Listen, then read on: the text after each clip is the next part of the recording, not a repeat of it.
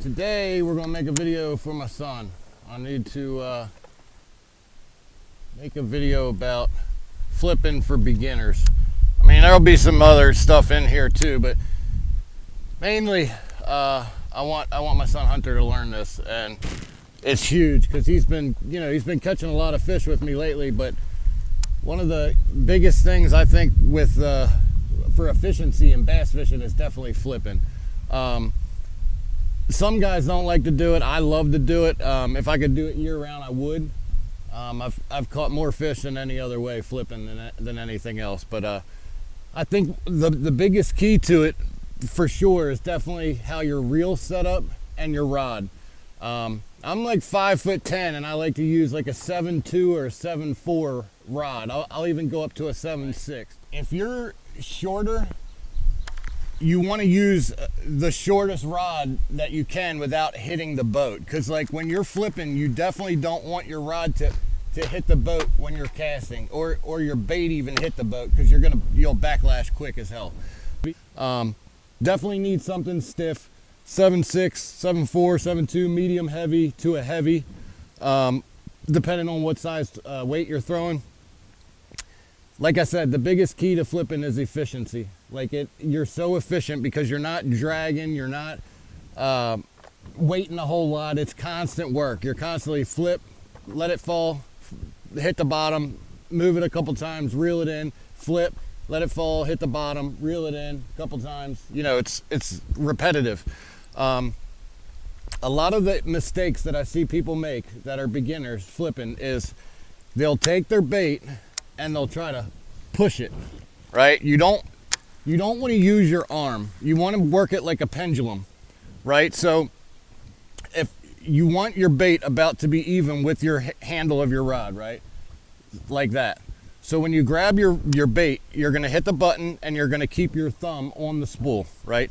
Your thumb's on the spool. Hit the button, thumb on the spool. Hold the spool, and as you're going in that motion, you want to practice that motion where your butt is just flipping. That's why it's called flipping. It's just like that, right?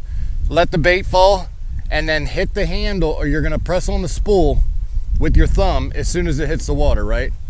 And then you're going to click the bail over, let it fall on a slack line, lift up, make sure you don't have nothing on there, pop it a couple times, once, twice, let it hit the bottom. Every time it's coming up and down, you want it to be on slack line, right? All right, reel it back in. Hit the handle, thumb is on the spool, hand is on your bait. Be careful not to hook your hand when you're flipping. All right, flip it, press the button. The key is to hit it, let the bait hit the water as soft as you possibly can, okay? Lift up. I'm using 20-pound fluorocarbon. You can use braid too, it's fine. It'll probably be easier to learn with braid than it will be fluorocarbon. The reel setup that I'm using is a Daiwa Zillion, 7:3-to-1 gear ratio. The cast control knob set up to where the bait's gonna fall. Now here's the bait, right? When I hit the bail, it falls. See how it's not flying down, but it's moving fast, all right? You want it to where you're gonna have, because if it's too tight and you go to flip, I'll tighten it up. What's gonna happen, see, now it won't move when I hit the spool. You don't want it like that, because what's gonna happen is you're gonna go to flip and it's gonna go up in the air like that, okay? You want it to stay level as you. It's like skipping a rock. You kind of want it to stay level with the water, okay? Because what's gonna happen? The higher you throw the bait, the bigger the splash is gonna make, and you want it to make a soft presence. All right. So when you're flipping, like I said, when you end the cast, you want the rod to be almost like 9 o'clock. Okay. See how I'm using my my wrist, and I'm not pushing it with my body. Like I said, if you push it with your body, that's wrong. You don't want your body to move. It's all in the wrist, right? Flip up your rod tip, just like that. Hold the bait, flip the rod tip up, just like that. And you'll get better at it the more that you do it, but it's consistency that really makes the biggest difference, is that just practicing the motion. Once you get the motion down, then it'll be easy to do.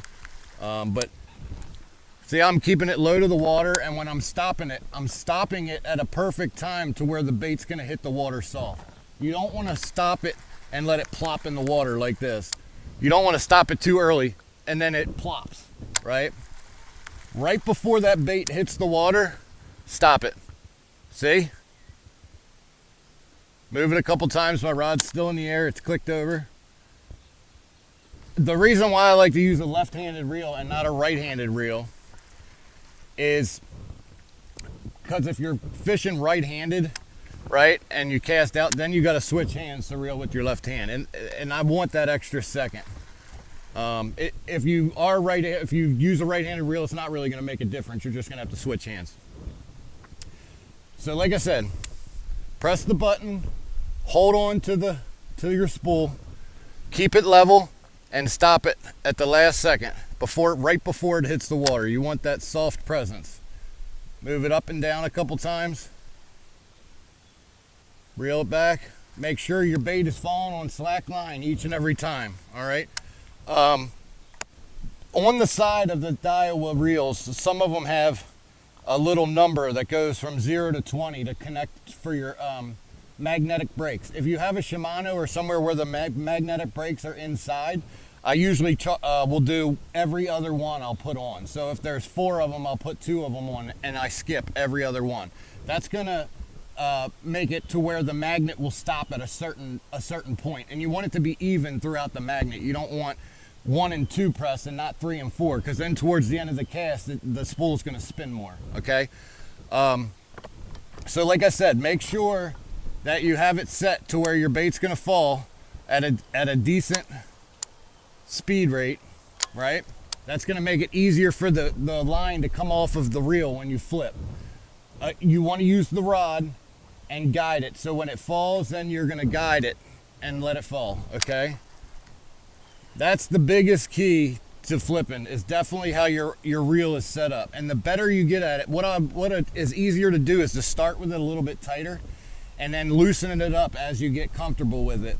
Before you know it, you'll be flipping like a pro. I don't know if there's a lot of beginner flippers out there, but if you don't know how to flip, you have to learn. Like it's definitely one of the best techniques in bass fishing. If you're close to the bank, like we are now when you're fishing spawn-in fish, if you're close to the bank, you're not going to really be able to overhand cast without launching it in the trees and shit. So you want to be able to keep it close to you and keep it efficient by flipping to shallow cover and whatever it is that you're fishing. But